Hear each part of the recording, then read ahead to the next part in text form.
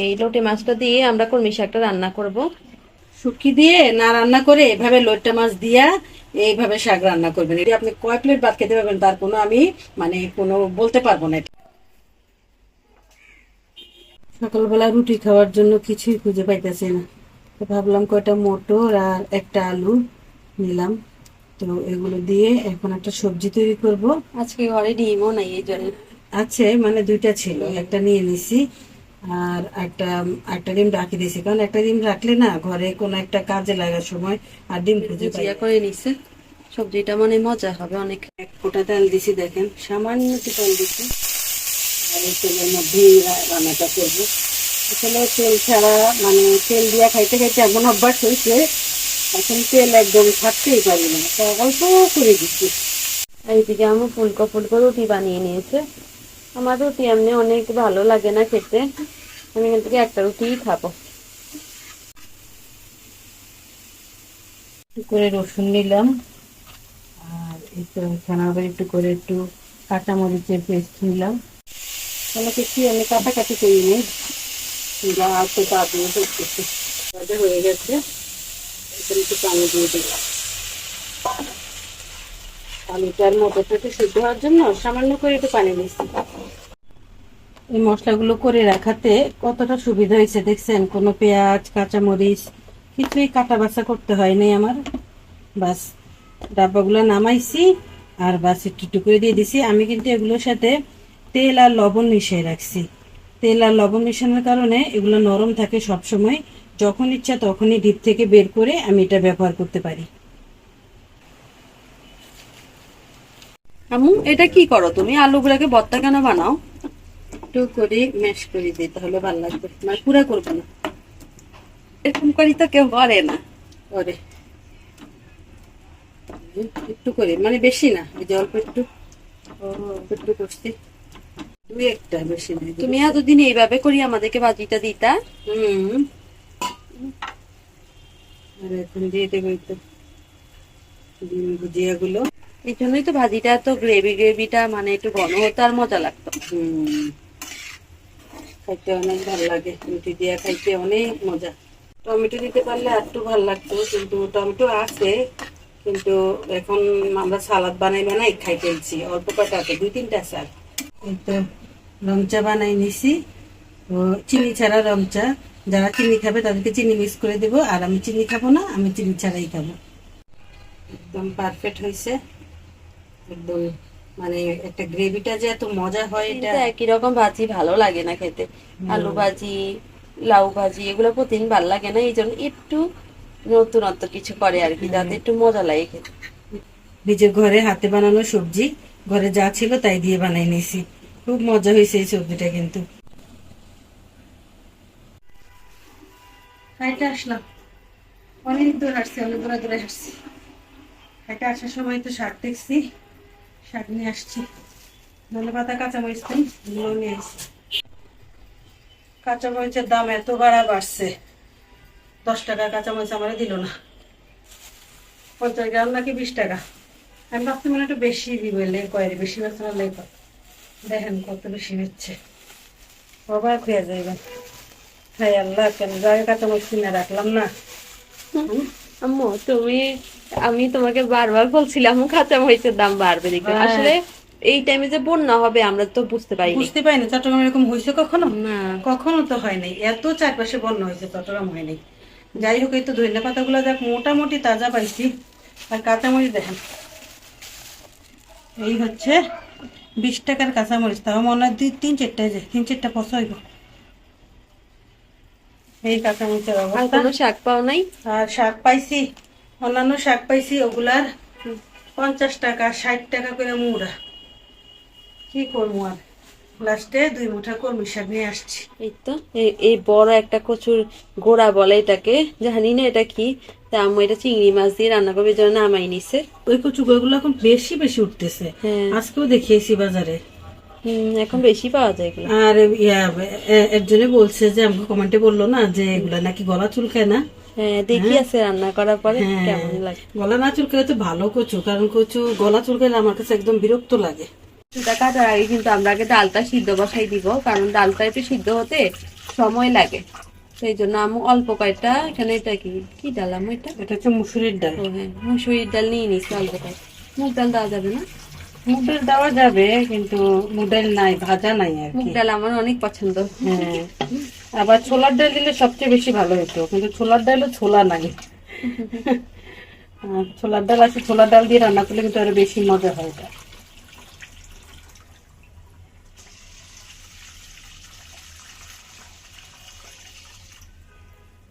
তো আমি এখন সিদ্ধ বসিয়ে দিব, এতটুকু পানি নিয়ে নিচ্ছি।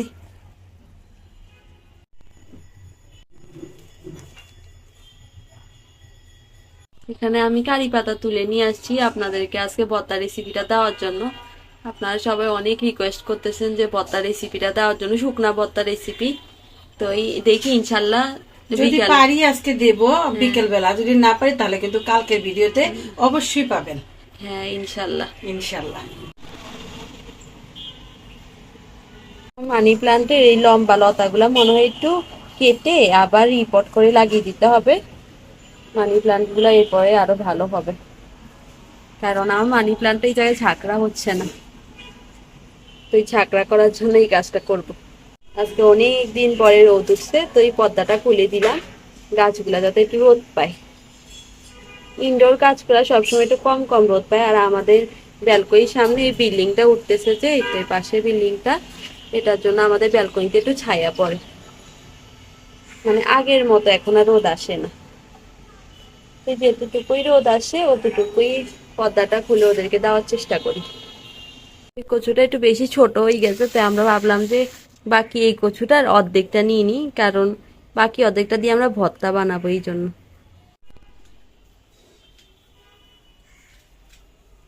কচুগুলো মনে হয় আমরা কিনতে জানি নাই কিসা না, আরো ভালো হয়। হ্যাঁ মনে হয় যেন আরো ভালো হয়। তো এতটুকু রাখি দিছি, তো এটা দিয়ে কালকে ভর্তা বানাবো। এই কচুর ভর্তা অনেক মজা হয় নাকি। আর বাকিটা নিয়ে নিলাম, কারণ এখানে একদম ওই যে অল্প একটু হয়েছে, তো এত অল্প, তাই ভাবতেছি যে না এটুকু নেই, এতে নিয়ে লাভ নাই, এই যে নষ্ট। আমরা আসলে এগুলা কিনতে জানি নাই না, আমরা অনেক বোকা, এটাই বুঝা যাইতাছে। প্রথমবার কিনছি তো। হ্যাঁ, এগুলা কি মানে দেখে শুনে কিনতে হয় না। দামও তো বেশি নিল। হ্যাঁ, দামও তো বেশি নিল। এই তো করে যা কতই পাইলাম। সব কইরা কচু আনছি, কচু অর্ধেকটাই ফালাই দিছি, এই যে অর্ধেকটা ফালাইয়া এইটুক, একটার থেকে এইটুক পাইছি আর আরেকটার থেকে এইটুক পাইছি। আসলে আমরা এগুলা কখনো কিনি নাই, তো এই জন্য কিনতে জানি না। তো এখন একটা আইডিয়া হয়েছে, দেখি শুনে কিনতে হবে। আর কিরকম দেখলে তাজা মনে হবে এটা এখন বুঝতে পারতেছি। যে দেখেন কতগুলা ফালাই দিছি, দেখছেন যা কিনে আনছি তা তো ফালাই দিলাম। আর এই অর্ধেকটা তাও রাখছি ভর্তার জন্য। হ্যাঁ, এই অর্ধেকটা ভর্তা বানাবো। ভর্তা নাকি এটা অনেক মজা হয়, দেখি কেমন মজা হয় ভর্তা। এখন এই কচুগুলোকে কাটি নিব। আর আমি অল্প করে দিছি, কারণ আমি কচুটা যে খাইতে পারবো না এটা আমি আগে জানতাম না, তখন জানতাম না, কিন্তু পরবর্তীতে যখন জানতে পারছি যে আমি মানে মাটির নিচের অনেক জিনিস, মানে কচু, আলু, মাটির নিচের অংশটা, ওইটা আমার কম খাওয়া উচিত। তো এই জন্যই এখন আমার বাচ্চারা বলতেছে অল্প করে রান্না করো, যাতে অল্প করে আমরা খাই ফেলি, আর তুমি খাইলে 2-1 টুকরা খাইবা আর কি, এর বেশি খাইতে পারবা না। আমার জন্য তো শাক নিয়ে আসছি, একেবারে বেশি করে শাক নিয়ে আসছি।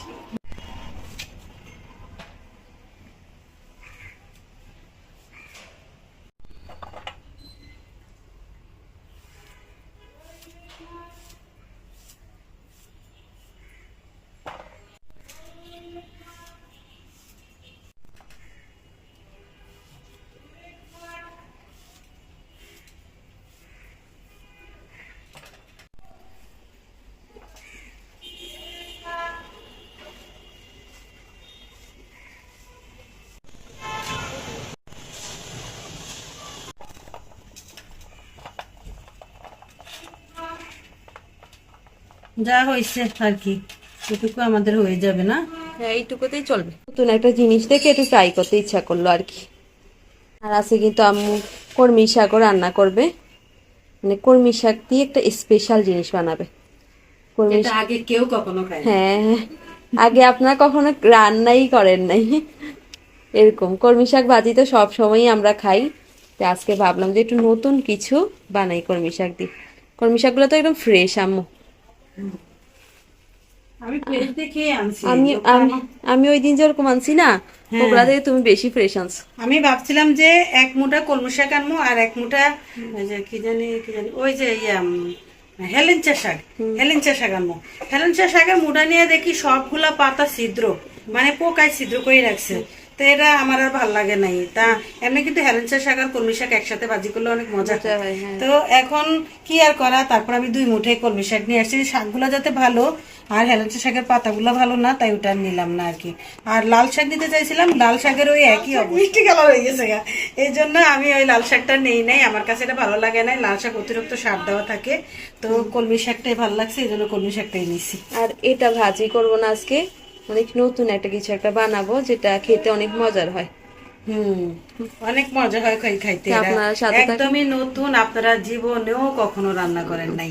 তাই আমি জানি জীবনেও কখনো রান্না করেন নাই, আমি জানি রান্নাটা দেখার পর আপনারা বলবেন যে আমরা তো কখনো এভাবে খাই নাই। তো এই জন্যই আজকে আপনাদের সাথে এটা শেয়ারও করবো আমি কিভাবে রান্না করি। লবণ আর হলুদ দিয়ে এখানে আম্মু কচুগুলাকে ভালো করে ম্যারিনেট করে রাখছে কিছুক্ষণের জন্য। কত কিছু নিচে ঢুকে রাখছি। এটা হচ্ছে আমার এক্সট্রা একটা মশলার ডাব্বা। তো মাছের তো শেষ হয়ে গেছে, কিন্তু আল্লাহ রহমতে মশলা এখনো আছে মোটামুটি, মানে আরো কয়েকদিন চলা যাবে। তো আমার এখানে এই যে মশলা একদম শেষ হয়ে গেছে, নাই।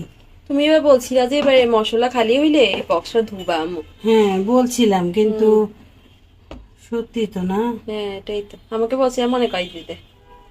তাহলে আজকে আমি এখান থেকে নিয়ে নিয়ে রান্না করি। হ্যাঁ তো মশলাটা মানে বাটিটা একটু এটা ধোয়ার জন্য ওয়াশ করা দরকার আছে। হ্যাঁ, এই যে বাটিটা অনেক ময়লা হয়েছে। মানে আর এসব বাটিগুলা না ধুইতে গেলে ধুইতেই পারি না, মানে মশলা হয় এটা থাকি যায় না ওইটা থাকি যায়, এই খালি করার ভয়ে আমি ধুই না। তো যাই হোক আজকে একটু খালি আছে, দেখি আজকে রান্নার পরে বাকিটা হয়তো খালি হয়ে যাবে, তখন আমি এটা পুরো ধুয়ে ফেলবো আজকে। দিতেছি কারণ এটাও বেশি ময়লা হয়েছে। কাজের চাপ থাকে আম্মু, দেখে টুকিটাই কাজের জন্য সময় বের করতেই পারে না। হ্যাঁ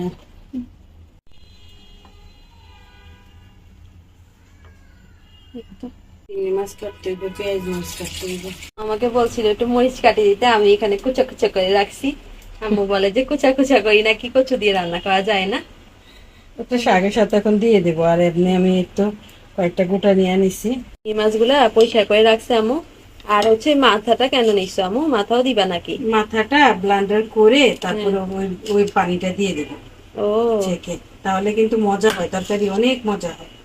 এরকম করে দিতে হয় না কচুর মরিচ? হ্যাঁ তরকারি মরিচ ওইভাবেই দিতে হয়, যে কিন্তু শাক টাক ভাজিটা দিয়ে ওইভাবে দিলেও চলে।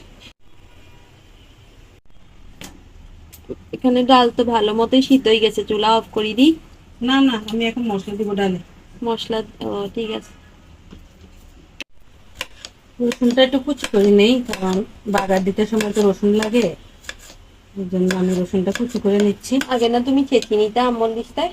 হ্যাঁ চেঁচে নিতাম, কিন্তু একটু উঁচু করে দিলে একটু সুন্দর লাগে দেখতে। এখান থেকে একটা মানে একটা ধনে পাতার গাছ নিয়ে নিচ্ছি। একটাই লাগবে আমাদের, ধনে পাতা দিয়ে দাম আম্মু এখন অল্প অল্প করেই দেয়। থাকতো আমি এখন আজকে এইভাবে ব্যবহার করব। তুমি আগের পদ্ধতিতে চলে গেছো আম্মু। আমরা মনে আছে 10-12 বছর আগে এইভাবে ব্যবহার করতাম, হ্যাঁ হ্যাঁ যখন ওই ওই মানে এই মশলার দানিগুলা আবিষ্কার হয়নি তখন। তখন এই তো মানে 3-4টা পট খুলতে খুলতে আমাদের কত সময় লাগতো, কত বিরক্তকর একটা কাজ ছিল। এখন ওই মশলা দানিটা আসি কাজটা অনেক সহজ করে দিচ্ছে। হ্যাঁ আর আজকে এখন আবার আমি সেই দিনটা অনুভব করতেছি। সব মশলা দিয়ে দিছি, এখন আরো কিছুক্ষণ আমরা এইভাবে ডালটাকে মানে রেখে দিব চুলার উপরে। তো ডালটা একটু মশলাটা একটু কষো, তারপরে আমি এটার সাথে কচু দিয়ে দেব, আর সাথে পেঁয়াজ কাঁচামরিচ এগুলোও দিব। কচুগুলো আমি এখন ধুয়ে নিচ্ছি, এই যে ধোয়া হয়ে গেছে। আমি না ভাবছিলাম তুমি এইভাবে কচুগুলা ঢালি দিবা। না না এভাবে ডালা তো সম্ভবই না। আমি তো এগুলা লোড ভাবটা যাওয়ার জন্য, তারপরে আবার মনে করো যে চুলকানি ভাবটা যাওয়ার জন্য, আর কালারটা সুন্দর হওয়ার জন্য, এই সব কিছু মিলিয়ে আমি এই এই লবণ আর হলুদটা দিছি। ওই যে রান্নার পরে কচু কালো হয়ে যায় যে ওটা না? ওইটাই। এই জন্য দিছি। আমি এই কচু কখনো ভাপ দিয়ে ফালাইতে চাই না, কারণ কচু ভাপ দিয়ে ফালাইয়া কি লাভ, সব এটাগুলো তো সব পুষ্টি চলে যায়। হ্যাঁ, তো কচুগুলো দিয়ে দিলাম। তো এখন এগুলো দীর্ঘ সময়ের জন্য সিদ্ধ হবে, সাথে ডালটাও আরো সিদ্ধ হবে। আর এখন আমি পানি দিব না, আর একটু পানি কম হোক আর একটু কষক, তারপরে আবার আমি পানি দিব এই কচুতে।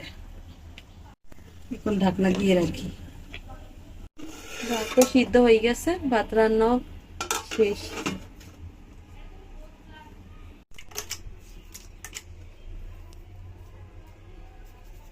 চিংড়ি মাছের মাথাগুলো নিয়ে নিলাম, এখন এগুলোকে একটু ব্লান্ড করে নেব। এই তো মাছের মাথাগুলো যে রাখছিলাম ওগুলো কিন্তু এই যে ব্লান্ডার করে নিছি আমি। এখন এগুলোকে ছেঁকে তারপরে আমি এই যে এই চাটনিটা দিয়ে ছেঁকে তারপরে এই তো তরকারিতে দিয়ে দেব।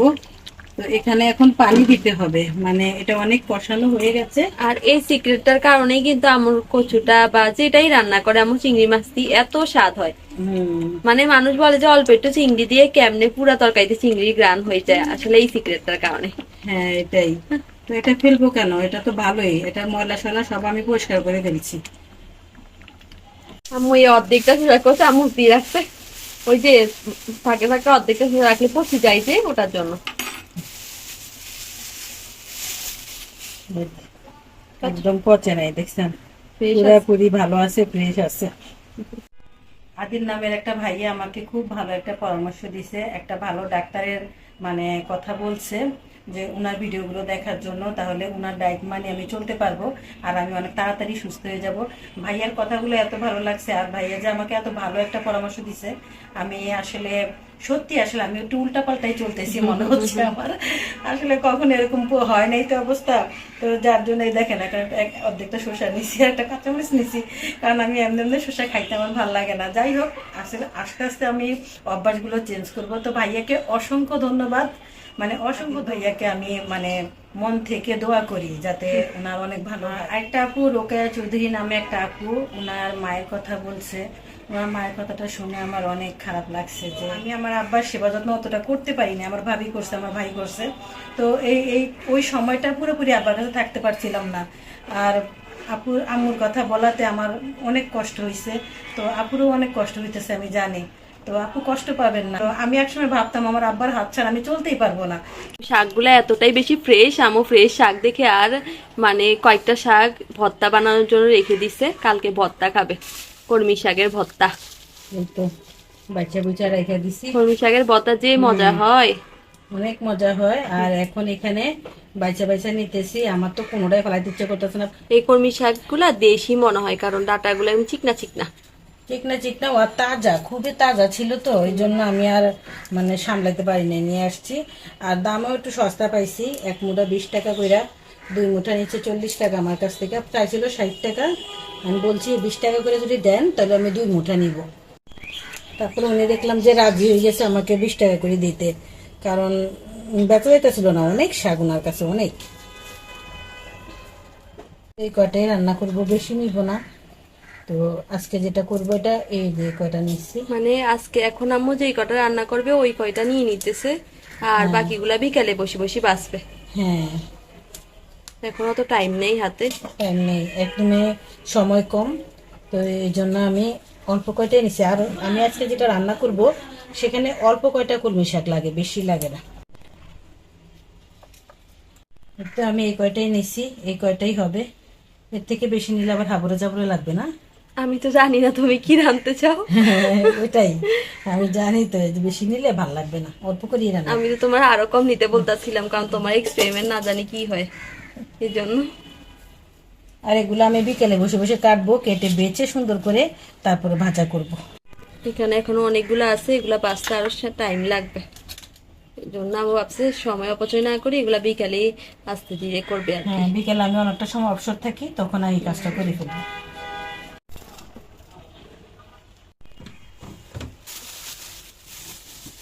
এটা নিম পাতা নিয়ে আসছিল তিশার আব্বু। নিম পাতারও ভর্তা বানাবো, সেটাও আপনাদের সাথে শেয়ার করব। কচু তো রান্না হয়ে গেছে, তো একদমই মানে গলে গেছে, যে আমি একটা দেখাই, দেখছেন কি সুন্দর ভাবে গলে গেছে রে। ভালোই তো হয়েছে। আমি একটু শেষে দিলে লেবু রস দিও, কেন? নইলে আবার যদি গলা চুলকায়। আচ্ছা ঠিক আছে, তবে আমি তো দিব ভয়ে নে। ভয়ে হ্যাঁ। আছি। তো এখন এটা বাগার দিব। তো বাগার দেওয়ার জন্য এখানেই তো চিংড়ি মাছ নিছি, আর তারপরে এই তো এটা দিব না, এটা সে কুচু কুচু করছে। এখানে পেঁয়াজ দিব আর রসুন দিব। আমি পাশের রুমে ছিলাম, আম্মুর বাঁকাতের গান শুনি দৌড়াই দৌড়াই চলে আসছি।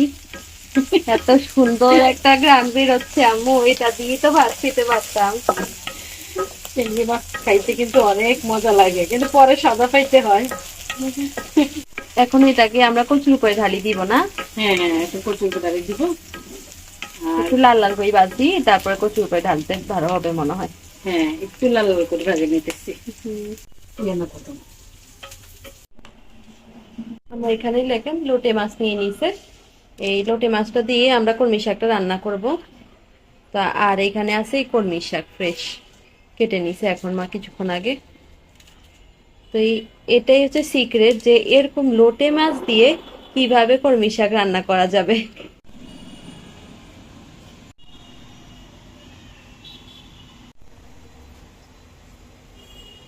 আম্মু প্রথমে পেঁয়াজ রসুন আর মরিচটাকে ভালো করে ভুনা করে নিচ্ছে, এরপর লোটে মাছ দিয়ে লোটে মাছ সহ একসাথে ভুনা করবে।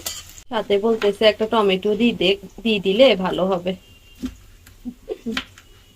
এই তরকারিটা টমেটো দিলে বেশি মজা হয়।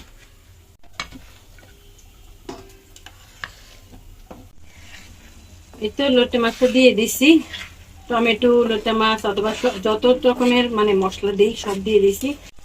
আজকে আমার লাগতে কোনো আপত্তি নাই, কারণ আজকে ভাঙ্গা গেল কোনো সমস্যা নাই। আজকে লোটে মাছ একটু ভাঙবেই, তো যে না ভাঙলে কিন্তু এই রান্নাটা একদমই মজা হয় না। আমি কিন্তু আজকে এক ফোঁটাও পানি দেব না। এই যে যে যে পানিটা বের হচ্ছে না, এই যে লোটে মাছ থেকে যে পানিটা বের হয়েছে, আর এই পানিটা দিয়েই আজকে মাছটা রান্না করব।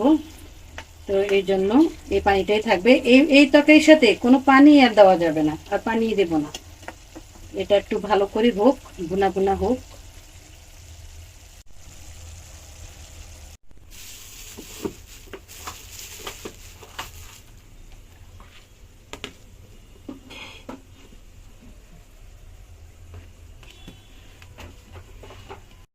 আমরা এখন শাকগুলাকে ভালোভাবে একটু ওয়াশ করে নিবে, যাতে কোনো পোকামাকড় না থাকে। এমনি তো আমি ভালো করে বাঁধছি, আমার করে কোনো মানে চান্স নাই। তারপরে আবার একটু ভালো করে ধুয়ে নিচ্ছি। আজকে শাকটা আমার অন্যরকম, মানে আমি আজকে না কাইটা এইভাবে হাত দিয়ে দিয়ে ধুইতেছি। কাটি ধুইলে শাকের সব পুষ্টি পানির সাথে চলে যায়। হ্যাঁ, ওই জন্য আর এইভাবে ধুইলাম। আর আজকে শাকগুলোতে একদমই ফ্রেশ, ময়লা নাই, একদমই ফ্রেশ ময়লা নাই। তো এই জন্য একটু শাকগুলো সবগুলো ধুয়ে নিছি। এই দেখেন পানি শুকাই একদম তেলের উপরে চলে আসছে, আর বুনা বুনা হয়ে গেছে।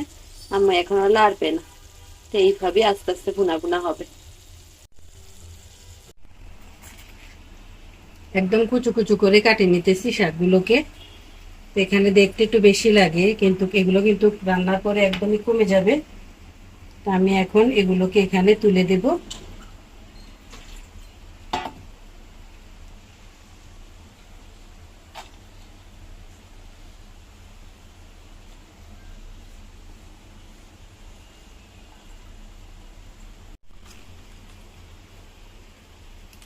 শুধু একবার এইভাবে রান্না করে দেখিয়ে নেয়, একবার।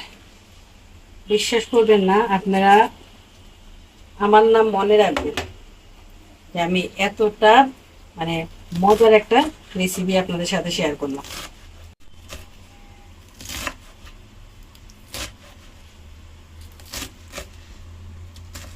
আমরা এরকম কুচু করে না কাটলে হয় না, লম্বা লম্বা করে দিয়ে দিলে।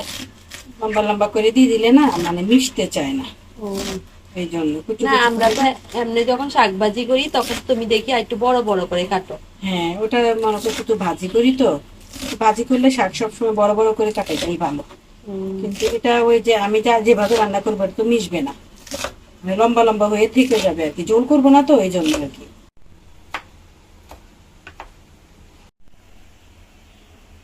কাটা হয়ে গেছে, একদম কুচু কুচু করে কেটে নিচ্ছি।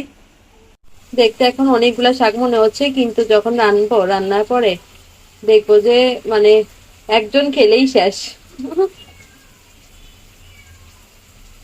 এত কমই যায় শাকগুলা। এখন এখন আর আমাদের ধুইতে হবে না, কারণ আমরা প্রথমেই ধুই ফেলছি।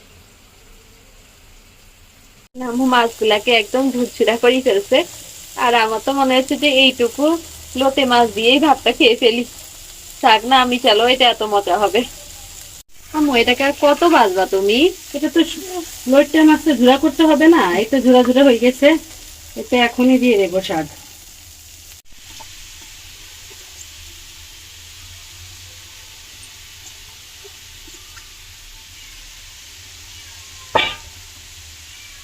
এখানে রান্না করার সময় এখানে একটা বিলাই আছে আমাদের পাশের বাসাতে, কতক্ষণ বারবার মিয়াও মিয়াও করে। দেখছো কদ্দুর হয়ে গেছে গা, আমার মনে হয় একটু শাক দিলে ভালো হইতো। আহ, অল্পই গেছে না? এটা এত মজা হয় কি যে বলবো। এটা কি লইটা শুটকি ভুনা? হ্যাঁ, না না, লইটা লইট্টা কর্মী। মাছ, লইট্টা মাছে দিয়ে কলমি শাক ভুনা। হ্যাঁ হ্যাঁ হ্যাঁ, লইটা মাছ দিয়ে কর্মী শাক ভুনা রেসিপির নাম। খুব মজা হয়। এখানে কিন্তু কোনো রকম পানি ব্যবহার করব না, একদমই পানি ছাড়া। ওই দেখেন এখনই এখনই মরদের মাখন হয়ে গেছে।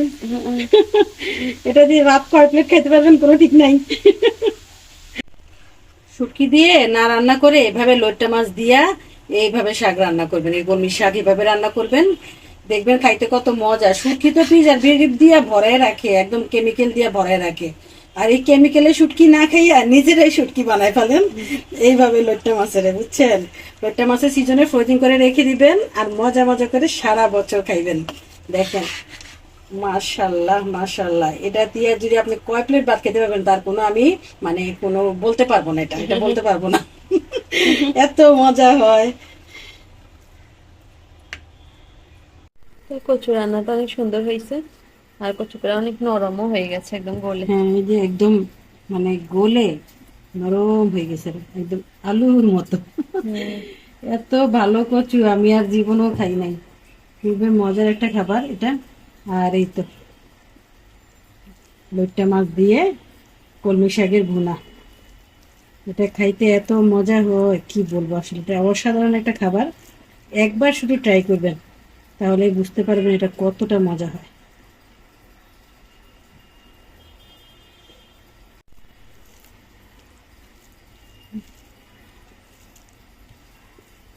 একটা তাজা তাজা লোটে মাছের গ্রান আসতেছে, শুটকি শুটকি ভাবও লাগতেছে না, খুবই মজা হয়েছে।